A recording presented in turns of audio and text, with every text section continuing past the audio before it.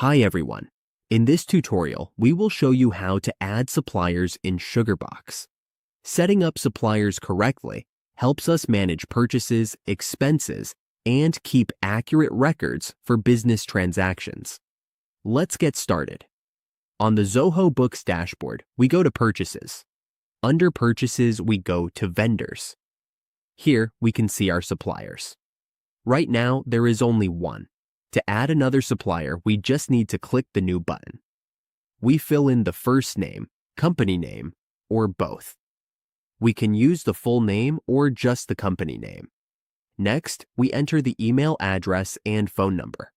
Once everything is filled in, we just click Save. The supplier is now added.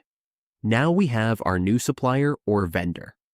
This is how we add suppliers in Zoho Box. Make sure to review the supplier's details carefully before saving. This helps us ensure smooth purchase tracking and payment processing.